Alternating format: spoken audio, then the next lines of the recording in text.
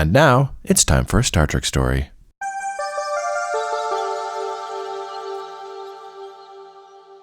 You know, Aaron, on Star Trek stories, we have talked about both heroes and villains. And they certainly pop up a lot in Star Trek. Every now and again. Mm-hmm. Or protagonists and antagonists, if you so prefer.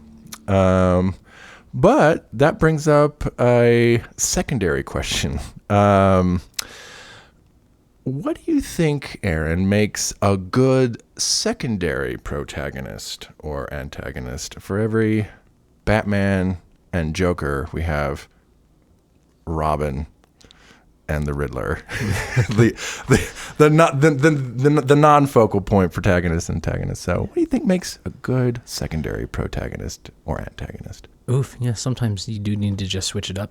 Yeah. But when you're telling a story like Batman, it's naturally just going to get bigger and bigger. And more characters are going to come in, right? Do they need to stay? Not necessarily, but a lot of them end up staying. Like Azrael. It's like, does that guy need to be here all the time? Just to kind of add a little spice. Yeah, every sometimes now when and he pops then. in Azrael adventure and then he goes away. And we just have Batman again, and that's fine. Yeah, you can only have chocolate ice cream so many times. It's like, here's butter pecan. Here's a little strawberry. Sure. Now back to chocolate. All right. Star Trek has lots of, and depending on the series, lots of little secondary characters, both like heroes and villains. So we'll get a jump into that today on today's episode of Star Trek Stories. Yay! This is episode 39, The Wounded. I, of course, am your heroic host, Jaron Hatch, and I'm joined here by my diabolical co-host, Aaron Cole. Hello, Aaron. Hello. Yeah. Yes. We are making good progress in our look at the TNG Glory Years. Last time we watched Data's Day, where we had our good friend of the podcast, Ellen, on. And we took a little peek into a day in the life of our favorite android, Mr. Data. It was a day-to-day. Data's day. Data's Data. The life of Data. This week, we have a new guest on with us. Joining the podcast with us today, we have the very lovely Dallas Fawson on with us today. Hello, Dallas. Hi, hello, video podcast world. Dallas, thanks for coming on the show with us today. Thanks for having me. Yeah. What's new? What's shaking? Not a whole lot. I'm working on a goal recently where I want to make a food from every Spanish-speaking country. Wow. And next, I think I'm going to do Bolivian peanut soup. Bolivian peanut soup. Oh, my God. We're going to have you back on the episode just so I can hear how it turns out. Yeah, we'll see. It uses peanuts in an atypical way, which is raw and ground, so using them more as a pea and less as a nut. So. Are you a chef? Are you a cook? Is that what you do? No, I enjoy cooking pretty easy things, but I don't do any kind of technical cooking. Gotcha. That does seem like a chefy venture. Cooking, I'm going to go every South American country and pick a dish. Yeah. Fair enough. But you do have a lot of interest in South America, generally speaking, if I recall, yes? Yeah, Latin America more broadly. My educational background's in Spanish and Portuguese, and kind of history and literature to go with that. So for those of you who don't know, Dallas is actually my metamor, I believe is the correct term. For those who aren't in the know, metamor is a term in polyamory, which means we know each other because we're dating the same person. Yeah.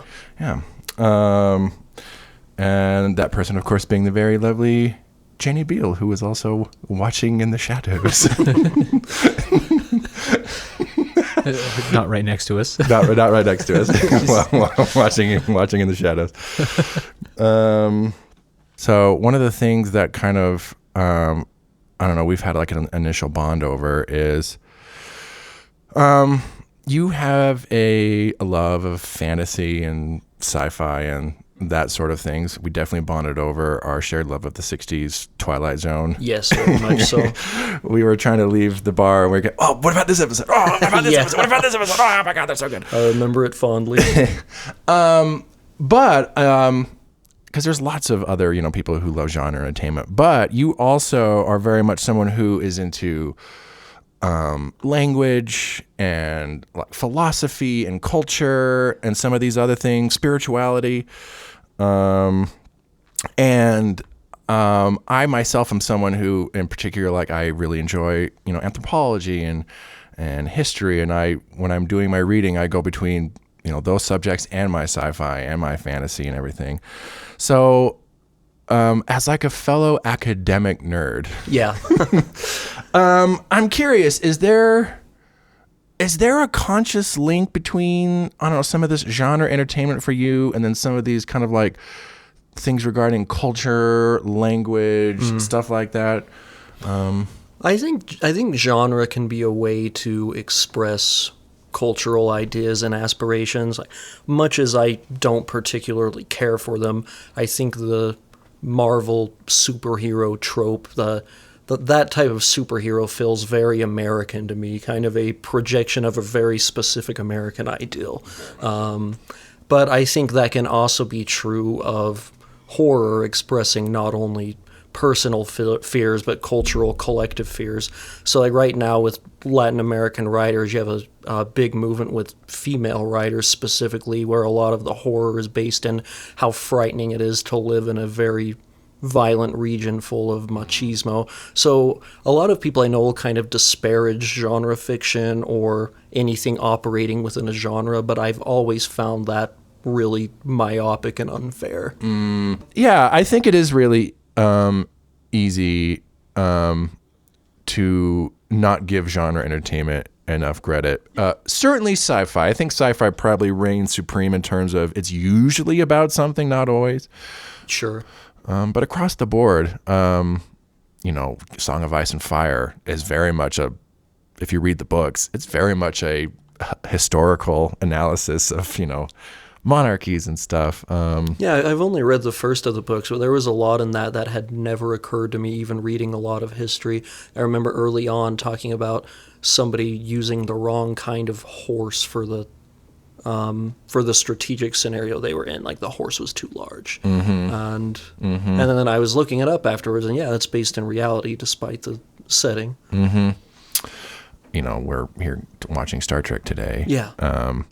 And for me personally, like Star Trek very much is at like an apex of some of my shared loves of like culture, history, and then sci-fi. And like Star Trek is there's a lot of blending of all these things in a Star Trek. I'm curious though, like I know you've watched Star Trek, but if I recall, you haven't seen a lot. What's your history and connection with Star Trek? In essence, I have truly taking the time to be present and think about it, I have seen one episode of Star Trek. And that was when I was in graduate school for languages and literature, and I had a critical theory class. And the professor who taught it, Esther Rashkin, who's probably the most prestigious person in that department at the University of Utah, had us watch what she thought was the greatest ever filmed exploration of language, which is the episode Darmok. And we had an assignment based on it, which was whether the language that they were speaking in that, I don't remember the name of the Tamarian language. The Tamarian language, whether or not it was a Sassurian language. And I will be honest and say I don't really remember now what that means, but I do remember the answer is no, it is not, because if you don't know the cultural references that make up their language, then there's no possible way to understand it. And that's something that really stuck with me, and I've meant to watch more because I thought that was just such a great episode. Yeah, that's funny. My wife took the same class at Oregon. Oh yeah, for political science something. But yeah, that's hilarious. Yeah, that's interesting. Well, awesome. Well, then we're gonna get to, I guess, be your number two. All right. Stoked about it. Appropriate for our question for today about secondary. This is my secondary episode of Star Trek. Going back to our question from earlier, what do you think makes a good secondary protagonist or antagonist in stories or storytelling? Yeah, I was thinking about that a little bit, and I don't know that this is what makes them good. Maybe I'm not directly answering your question, but to me, a lot of times the value of a secondary protagonist or antagonist is they can operate more in extremes without you getting tired of that. I think about kind of a silly example, I think Kramer in Seinfeld, where if he were more prominent in that, you would be so sick of him. Yeah. But because he's more in the background, he can be this silly, extreme character. Or right now I'm reading Moby Dick. I think one of the mates in it, Flask, is just so silly, almost on a slapstick kind of level. Like, he hates being short, so he'll jump up on the shoulders of these tall harpooners for a better view. Where, again, I think if he were more prominent in the story, it would just be too much. Yeah, it would be too much. But as a secondary kind of side character, operating in the extreme can work and add variety. So that's why your Azrael is there. Yeah, that's why Azrael's there. Yeah, so he can fight the Christian fight for Batman. Yeah, he wants to fight so badly. Or Red Hood can actually kill people with guns, whereas Batman doesn't. Right. Well, I guess we can get into this episode and see if Star Trek sheds any light on what makes a good secondary antagonist or protagonist. Yes, today we are watching The Wounded. This premiered January 28th, 1991. This is the 12th episode produced for the 4th season, which makes it almost the exact middle point of the entire series of Next Generation. We are basically like smack dab in the middle of the show. So as we've been watching Next Gen, we've had occasional appearances from background character Chief O'Brien, the ship's transporter chief. Everybody loves him. Everyone loves him. Up until this point in the show, so he's been around since the pilot. He has like a one-line speaking extra role in the first pilot. And then the producers use him a few more times in the early seasons and then end up liking him so much that his part keeps getting a little bigger and bigger. Like, they give him a name, they give him a job. In the last episode we watched, he got married. So he, like, Colm Meaney, the actor as Chief O'Brien, is the ultimate, the little extra that could story.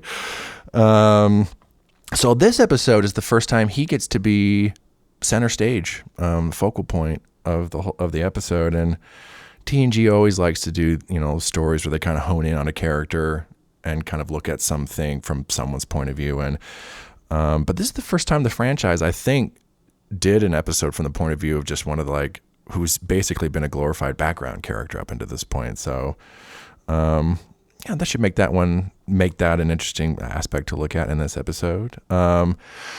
This is also the franchise debut of the Cardassians. At this point in the franchise, we've had a few recurring enemy races. We've had the Klingons, who were in the 60s show. They were basically the stand-ins for they were basically the Cold War evil space Soviets. And then we also have the Romulans, who are basically the evil space Roman Empire. And they pop up pretty frequently in TNG. So at this point, the producers, they realize, well, we need another foe to kind of change things up. We can't just keep going back to the Romulans or, whoever. So they came up with the Cardassians, who are evil space fascists. So we'll get to see how they play in their debut episode. Which should be a lot of fun. Attention all Bajoran workers. The Bajoran machine is down. All right. For those of you at home who are going to watch along with us, Star Trek The Next Generation is streaming on Paramount Plus. You can find it by bringing up Season 4, Episode 12, and we will be back after we watch The Wounded.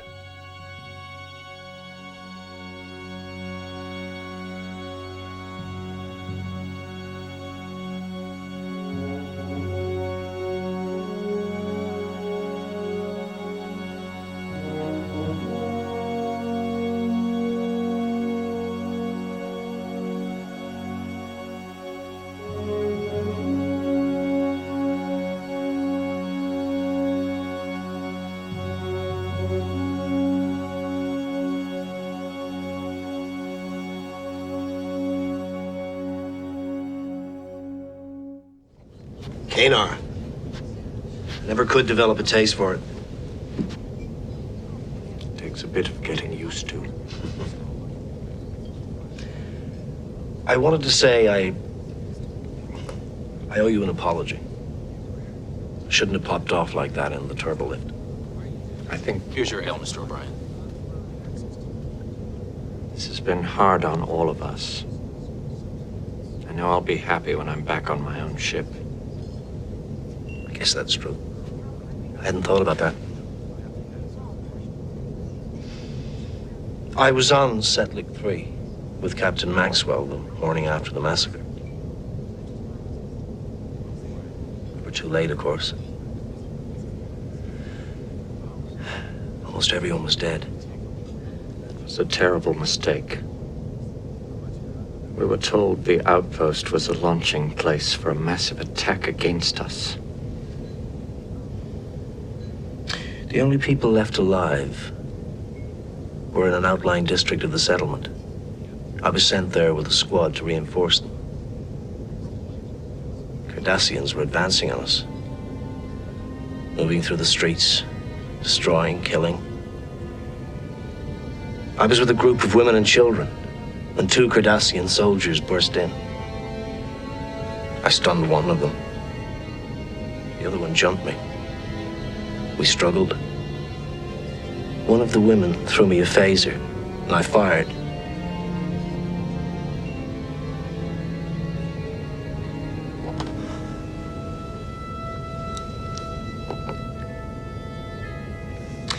The phaser was set at maximum. The man just incinerated there before my eyes. I'd never killed anything before. When I was a kid, I'd worry about swatting a mosquito.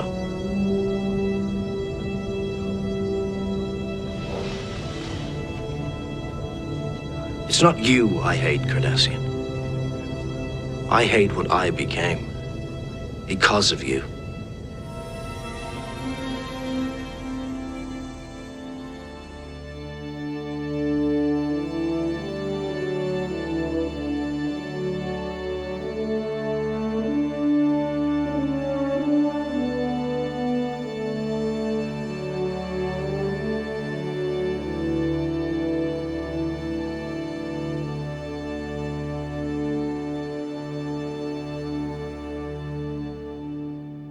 Okay, we just got done watching The Wounded. In case you've never seen this one, didn't watch it with us. So in this one, a Starfleet captain goes rogue and apparently starts launching unprovoked attack against Cardassian ships.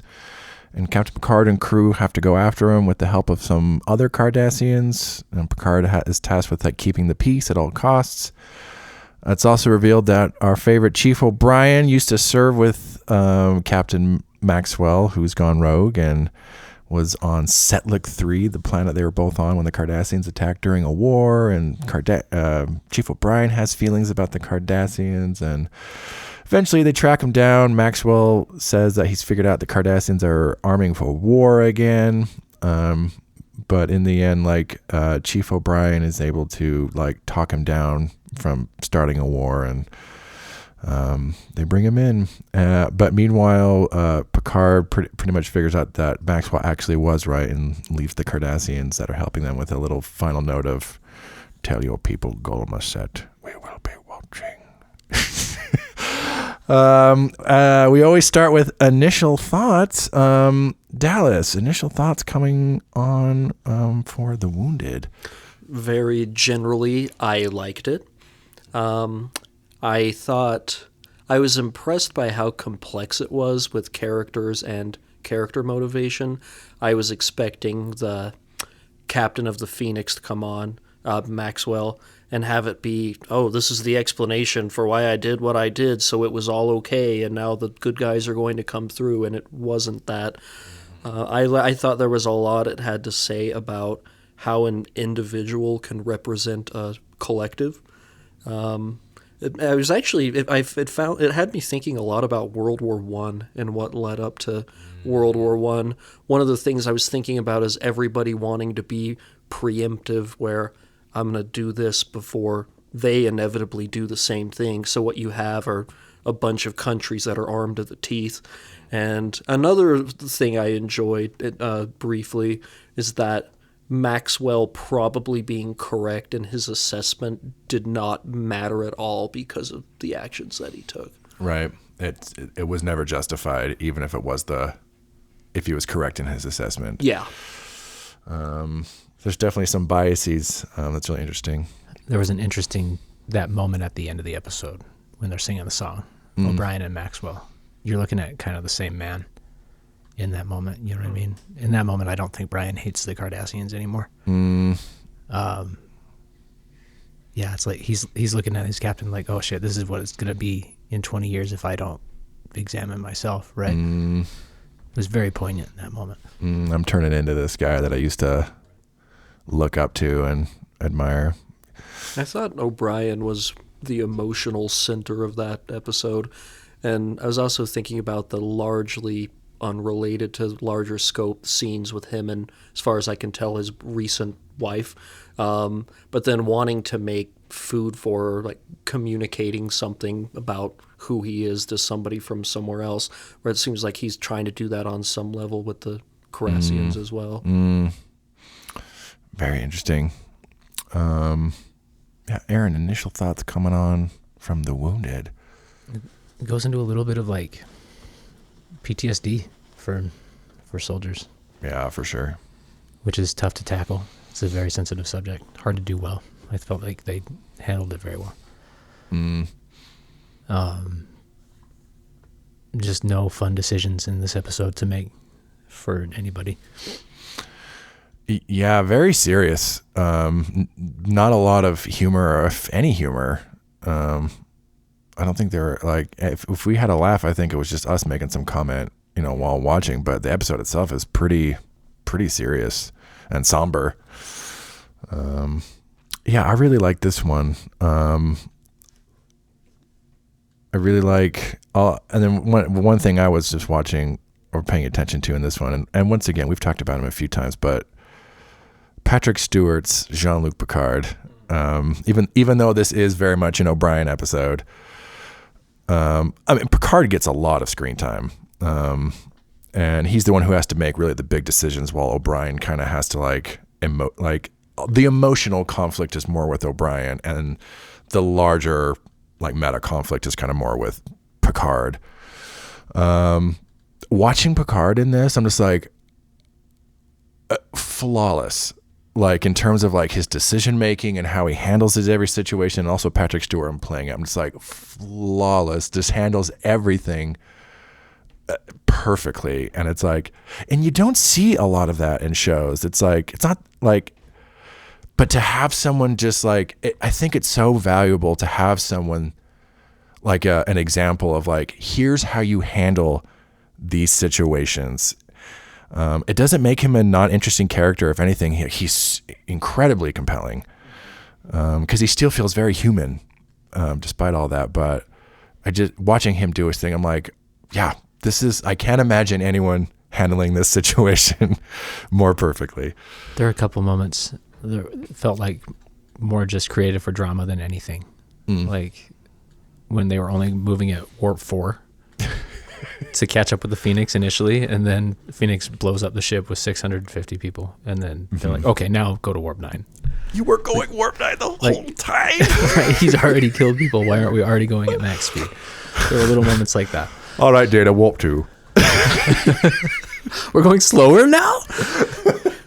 Yeah, I was actually waiting for the negative consequence of going warp 9 that was preventing them from doing it initially, so yeah, I'm glad to hear that. Right. Yeah, I think the idea with the warp 9 is that it is incredibly taxing on the engines, and which is why they don't default to it. But a lot of times it's just, all right, warp 9, and then you never. I think that's more of if you've watched the show, there have been times where it's Captain, like the engines are about to blow. We have to shut it down. So in times like this, there's like, I don't know, whatever, you know. The other moment was when they let Maxwell take command of his vessel again after he confessed to everything. I know. Like, never in a million years would that happen. It'd be straight to the brig. Come on. Do not pass go. Picard, what were you thinking? Yeah, I am. And like no word of protest from the Cardassians. Yeah, that's okay. Yeah, you know what? We're okay with it. Give him all his weapons back. He'll see himself out. He learned his lesson, I feel. Yeah, there's definitely a couple of plot conveniences or contrivances, but not too bad. I feel like as a whole, the plot otherwise more or less plays really well. So, you know, this being so we've and like you said, Dallas, like, you know, Chief O'Brien is very much like the emotional center of the episode. So how do we feel about him? So this is a case where you have like, he's been in the background. I mean, you haven't really watched it so much, Dallas, but he's front and center in this one. How does he play? How do we think he plays as like a protagonist, a central character? With like, you know, does he step up to like, say, like Patrick Stewart or the other crew members in terms of where he needs to be? Yeah, it's an interesting question. I found myself in some ways a little bit unsure about how to feel about him, and particularly his view of the Cardassians. Yeah, I liked the points he was making earlier. I think about collective hatred after a conflict, where it's really hard to overnight say that I no longer resent Poland or whoever for what happened during the last 4 years. So there's a small moment I like where he's telling his wife he doesn't resent them, and she gives them this sort of skeptical look. So I really liked that portion of it, with him talking about the effects of the war. I don't hate you. I hate what I became. Yeah, what because I became of you. because of you. I thought that was an interesting approach to xenophobia. I don't know how accurate that is. I feel like he pulls through as a protagonist in this episode, but I maybe he's, whether he's at the like the height of Picard, I don't know, but I think he's a very different protagonist. He's not there to make things happen. He's there as kind of an advisory role, and incidentally again plays that emotional role, which is how he wins over the captain. Yeah. Picard is, you know, like the paragon of virtue, who has to make the decisions. O'Brien is definitely much closer to just, I mean, he's like the ultimate everyman. Like, he's just kind of written to be like the rest of us who kind of have to like, I don't have a lot of power in this situation, but my conflict is trying to have to like to process and deal with it internally. And then how can I contribute to saving the day? So yeah, makes him a very interesting, unique kind of protagonist, puts him in an interesting perspective. I also liked where he was so sure the whole time that that Captain Maxwell had to have a valid reason, and then when it turned out that wasn't the case, he was able to acknowledge that and move on. And that was, I was also thinking about something you said earlier, where part of what makes Captain Maxwell intriguing but also really dangerous is that on the surface he's this put together successful person with a storied career, but then almost as soon as you hear him talking, like, oh, that's been festering and we had to act now. Why? Yeah. That moment when it just pops. Yeah. What do you think, Aaron? I mean, we've been watching it together. How do you think specifically he like compares to like the main crew, or maybe like what does he bring to the table that maybe the other main characters don't in an episode like this? His giant head. No, I don't know. He's got such a it is an everyman presence about him naturally. You just naturally want to root for him, I feel like, when he's on the screen. Yeah. There's something about him. Inherently likable, kind of meanie as an kind actor. of guy. Yeah. And I love O'Brien just from Deep Space Nine and everything. I've gotten to know that character. You know, it's fun to see his progression. like you said, the little extra that I could. It's fun to see him just as a little one-line guy to having an entire episode that kind of focused on centered around his experiences.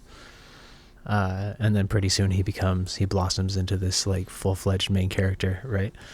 Yeah, for those who don't know, he does go on to be one of the main characters in Star Trek Deep Space Nine, which also features the Cardassians as like the primary series-long antagonist over that show as well. So we get the first little like setting the stage for Deep Space Nine in this episode. So that, which also means it's getting a little closer. All of you at home, we're so close. Deep Space Nine is inching ever closer. Yeah, as a protagonist, I think clearly he tests very well. It's just a good story. Do you think?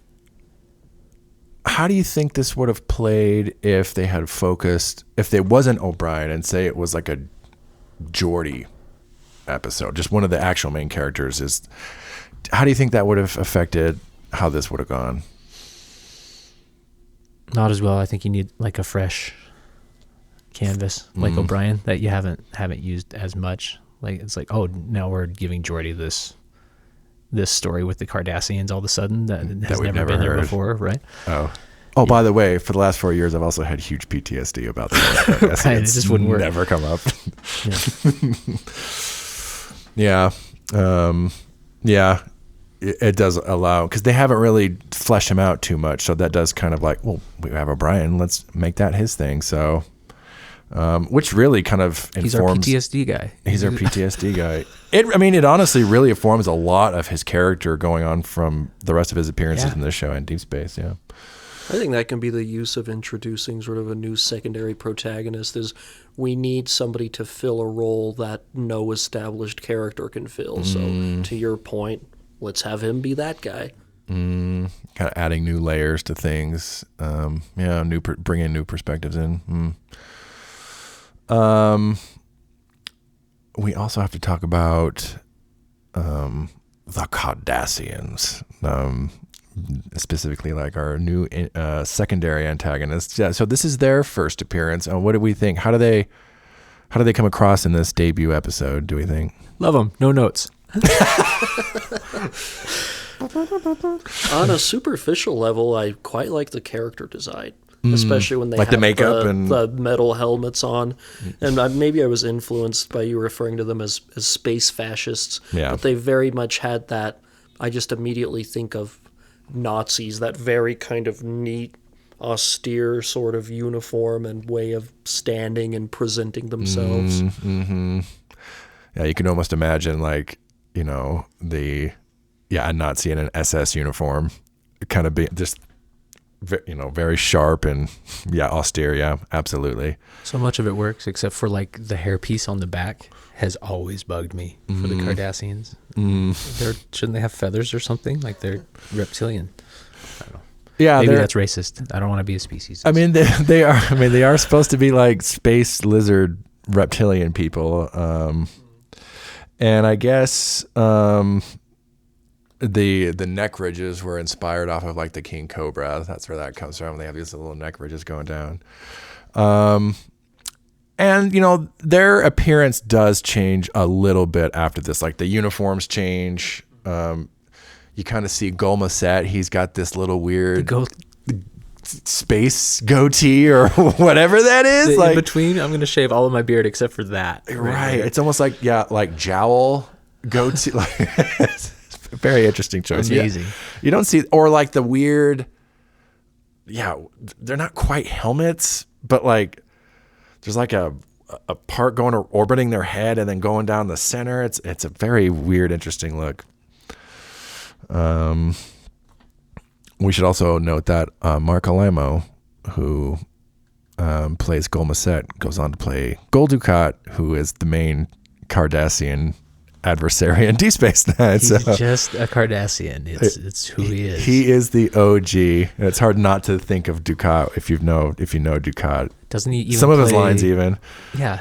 He even plays like a different Cardassian before he gets to Dukat, right? Or is this the only time? This is the only time. He does play a few other characters. Like he played a Romulan before this. Yeah.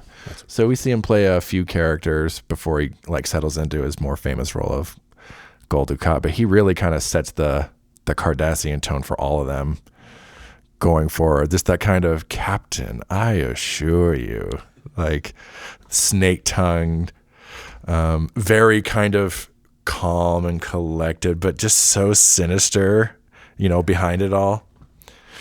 One interesting thing about this, so this is their debut episode, but at least they aren't the direct antagonist in this episode. I mean, the ultimate threat is like, if things don't go right, they're going to go to war with the Cardassians. But in their debut episode, they instead decide to make a Starfleet officer the bad guy and is acting in bad faith against them. Like, how do you think, I don't know, how does that work for like a first, when you're introducing the easy, obvious thing would just to have him show up and be, yeah, we don't like the border anymore and we're going to war with you. And that's not what they do in this episode. How do you think that plays or works as a kind of debut for a new villain?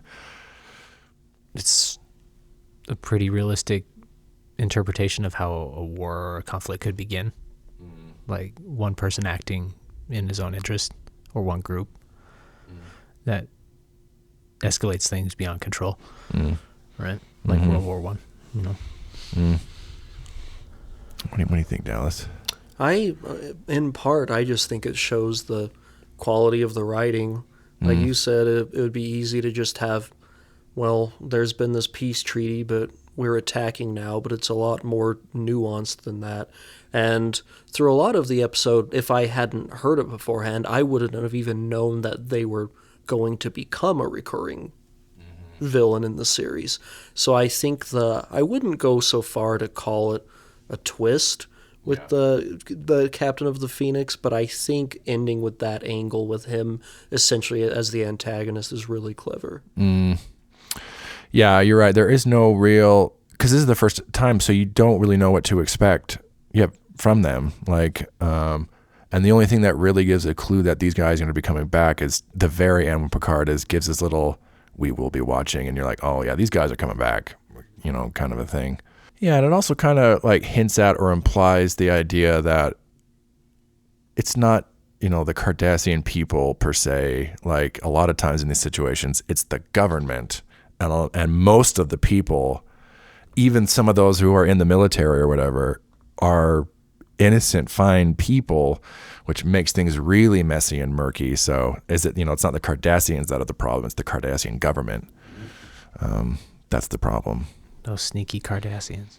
I thought that with the Cardassian at the bar, where he just looks so weary and here we go again. You're right. Obviously has no interest in it. Then the bureaucracy question is interesting too, because then you also have that with the captain of the Phoenix, where not a legitimate excuse, but it's like I'm avoiding bureaucratic bullshit and getting the red tape. Yeah. This Cardassian just looks so uncomfortable in this scene to me. Like O'Brien telling him I killed a man. Right? He's like, oh, I just wanted some Kanar. Cool, bro. Sounds like something you should tell Deanna Troi, O'Brien. Sounds like a you problem. Yeah, I mean, that's a moment where he's kind of sharing the story. Just like, yeah, I vaporized a guy. It's like, I've never even killed a mosquito before. You're like, oh, hi, man. I'm Gul Dugor. Let's start again. Right? Let's try this one more time. Little intense.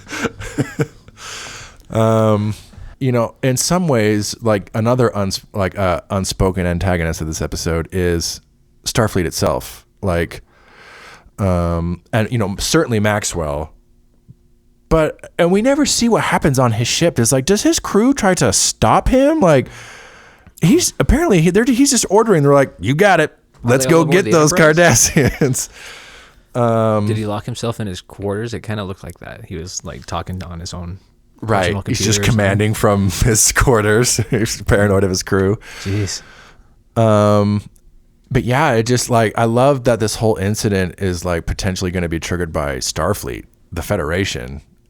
And, he was like, and Maxwell, when he's making his big speech to O'Brien, he's like, and I couldn't help but think of sometimes of the United States perception of itself. It's like, we don't start wars, we don't kill innocent people. And I'm like, dude, you literally just invaded like this people's sovereign territory and killed 700 people. What do you mean we don't do this? You just did. It's almost like a lesson in physics, how it happened to him. It's coming back and rebounding. He's doing it to the Cardassians. Yeah. But it's all justified in his mind now. Yeah, and it's like, it's not, anyone is susceptible to this. Like, if you think it's just the Cardassians, then, I mean, you see what happens to Maxwell, like, gets him into trouble. I'm not going to win this one, am I, Chief? Nope. Oh God, that line. At the end, I was thinking about America with what Picard was saying, but just that kind of view of the United States as the world police, like here to keep everything in check. Mm-hmm. I could see it being like, I can't remember the character's name, but when Picard tells him to give the coordinates to the Mr. Worf. To locate the ship, where he obeys the captain's orders, but very, very reluctantly. So I wonder if that could be on Maxwell's ship. You do have people that are complicit in it to an extent, but following orders, however crazy they think they are. It's very interesting to also point out that this episode aired during the short-lived, at least in terms of the official ground war. This episode aired during the Gulf War. This was right when America was, leading the coalition against Iraq. Which is an interesting kind of like, because in this episode, Picard is trying to do everything. Like, what's interesting about Star Trek is a lot of times the Federation, because you brought up the world police, thing, and like in many ways, the Federation is an idealized vision of the United States, this kind of melting pot with all these different worlds. And the Federation, it's like an idealized version of it, but it definitely spurs from like Kennedy's America, when Gene Roddenberry created the show in the 60s. Like, he made Captain Kirk this very like Kennedy-like figure, and that's kind of where this comes from. And so it's very interesting then. So like, we're getting Picard, who's this ideal version, who's doing everything he can to avoid war. And then at the same exact time, if the Gulf War, it's like looking for any excuse to invade Iraq. And then, a fascinating parallel that it's like at the same time, interesting little counter programming for American audiences at home. Because at the time, I remember as a kid when that was happening, it was like, yeah, get those Iraqis. Gotta go to Iraq. Yeah. For some reason. And we also have to real quick talk about, Ben Maxwell. He's the real antagonist of the story. How do we think he works as like the villain? What's our feeling on Maxwell as a character? What it had me thinking of was, have either of you watched Dr. Strangelove? Yes. He reminded me of a more believable version of Colonel Jack D. Ripper, who does not realize on some level that they are no longer at war, is just in a constant attack mindset. And I also liked the point that they brought up of, you have somebody where what they know is fighting, so they don't know what to do when they can't do that, when things are at peace. Brian even says, it's like, if he thinks his back is up against the wall, like, he'll fight, and that's basically his attitude for everything, seemingly. He also says, don't turn your back on him, which Picard does at the end of it. Very pointedly, too. Just kind of that, na na na na na, like the glasses go. We will be watching, na na na na na. It's the motherfucking. Yeah, didn't you say this? This is the actor. You said it, Dallas. Oh, he's the prison warden in the Shawshank Redemption. Like, you said that, I'm like, he is. Wow, like never clicked until now that you said that. I'm like, oh, that is him. Also, the sadistic prison guard in the Shawshank Redemption is the voice of Mr. Krabs. Whoa. A little trivia. Amazing bit of trivia. 6 Degrees of SpongeBob and Shawshank. It all leads. There's always 6 degrees from between those two things. Yeah.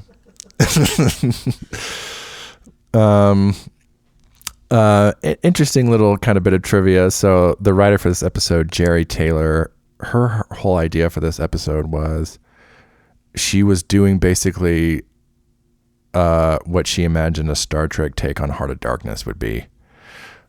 And like specifically with like the Ben Maxwell character and this, this soldier who can't quite come to terms with like the enemy not being the enemy anymore and going rogue, and very much like Apocalypse Now, of course. And I never thought about that until like I read it. I was like, oh yeah, that's exactly what it is. It's Star Trek Heart of Darkness. That's interesting because I did not think of Heart of Darkness, but I did think of Apocalypse Now, which is a loose adaptation of it. Mm-hmm. But I was thinking about, I think it's Lieutenant Kilgore, Robert Duvall's character, where he was almost kind of I don't want to say sillier version, but definitely a more flamboyant version of Maxwell, in that he thrives in war and is constantly in a warlike mindset. Yeah, very interesting. And also, yeah, this is a good example of like one of the reasons I like Star Trek is like it can kind of take stories and then plug it into a Star Trek lens. So, because in this one you get a lot of characters acting like Picard and O'Brien are able to like O'Brien's able to come to terms, with his feelings with the Cardassians to some degree, and Picard is able to like stay the course and do the exact right thing. And whereas in say like in Heart of Darkness and Apocalypse Now, you don't quite get that. But very, very valuable. There's a lot of good scenes in this. I felt like a lot of good one-on-ones. The scene with Picard and O'Brien in the transporter room, where Picard just kind of goes in there to like, the ranks feel kind of dropped, and he's like, "Hey, just tell me, like, what do you think about this guy and what's going on?" That was a good scene too. Yeah, just little moments of enlightenment for O'Brien throughout the episode, like as he goes on his path to healing, and then finally at the end singing that song with his captain. Mm-hmm. Yeah, I think a lot of the behind the scenes people like ranked that as one of their favorite like scenes like in the show. I'm like, yeah, that's a good one for sure. It was very evocative. You could just feel them going to a different time and place together. Yeah. It's not the thing. It's the thing underneath the thing that you're mad about and that you need to deal with. Maxwell. Yeah. Yeah. His family. I mean, yeah, Golmosset says at the beginning, like, oh, this is vengeance. Oh, yeah. And O'Brien like, no. Couldn't be. Okay, yeah, it is. Yeah, I thought a little bit about that. I was thinking of a cycle you've gotten with immigration to the United States, where a lot of times oppressed groups will oppress another group down the line, where you have discrimination against like German and Irish people in the late 19th century, and then you have people of German and Irish descent discriminating against Mexicans or Central Americans. So I thought that a little bit with Maxwell, where he can see how awful it was that his family and those children are massacred, and now he's doing exactly the same thing. Exactly the same thing. But doesn't see the difference. Not until it's too late. Yeah, really good episode. I think this is one that like I remember like as a kid watching this one and liking it, but I think it was a little too, there were some of the philosophical ones that I was able to latch onto as a kid, like Darmok. This one is much more like political, and it's like if you don't have an adult context for some of this stuff, like for me, like as a kid, I was like, why would Maxwell do this? And and why aren't the Cardassians the bad guys? Like, so I think this is one of those ones that like as I've grown older, come to appreciate more and more, and really enjoy. And anytime I do like Star Trek watch throughs and I hit this one, I'm like, oh, that means Deep Space Nine's coming down the road. So that's always one thing that gets me excited. Space Nazis? Space Nazis, lizard space Nazis. To get you excited? No, yeah. I think the Cardassians, they're one of my favorite Star Trek adversaries. Like, because like they go into some interesting stuff where their government is so fucking awful and evil. Like when they in Deep Space Nine, when they finally start showing you Cardassian, it's like they live in a fucking like 1984 like totalitarian state, but like the military is taken over, and all the citizens just have to. And then when you meet a lot of like just Cardassian people, you're like, they're all so awesome for the most part, except for people like Dukat. But it's like, you realize it's like, oh no. And so they get into some really interesting stuff with the Cardassians, like really sticky, messy. It's like the future where the fanatics won, basically. Right. Yeah. Right. All right. Well, thank you for coming on, Dallas. Thanks for having me. It was a lot of fun. I mean, the episode wasn't fun, but it was a lot of fun watching it. Rather serious. Fun talking about it, though. Yay. Yeah, we'll definitely have to have you come on, and because you've only watched Next Gen. Yeah, that's true. I have not seen any of the original series. Yeah, maybe when we get into some Deep Space Nine or some Voyager or some other stuff, we'll bring you on and have you come check it out. I love that. Awesome. Well, everyone, thank you at home for listening. Next week, we're going to be starting a new twofer. In this instance, we are going to be starting a romantic twofer. We've looked at a few Trek episodes up to this point that have had some romantic elements, and it's been a mixed bag, to say the least. I don't know if the franchise has cracked that egg. Yeah, a bunch of nerds writing about romance, Yeah. And you got a 50-50 shot there. Or maybe more like 70-30. Oh, geez. Yeah, so for our... That's exactly what it is. Just nerds writing about romance. It's like... Can they do it? Easy does it. Yeah, so we'll get to kind of take more of a closer look to see how Star Trek tackles romance in a couple different ways. So for our first episode, next week, we're going to be watching Cupid, which of course means the return of our favorite omnipotent trickster god, Q. And the return of Q also means that our good friend Jake Barnes will be coming on the show once again, as he's been coming on to talk about all of the Q episodes. So that should be a lot of fun. He has so many fans. Did you hear that? Yeah, I know. The hordes of Jake Barnes fans out there. Yeah, Jake. All right, yeah. Next week, Cupid and Jake Barnes. Thanks again, everyone. Thank you, Dallas. Yeah, thank you both. Thank you, sir. Thank you, Jaron. Thank you, Aaron, as always. Thank you, people. And we'll see you all next time. Hopefully not along the Cardassian border on a Cardassian supply ship. Bye, everyone. Goodbye. Goodbye.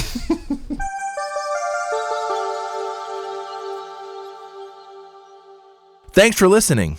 If you'd like to share us your own Star Trek story, you can email us at storiedstartrek@gmail.com, or you can visit our Discord server. You can find us by clicking on the link in the show description.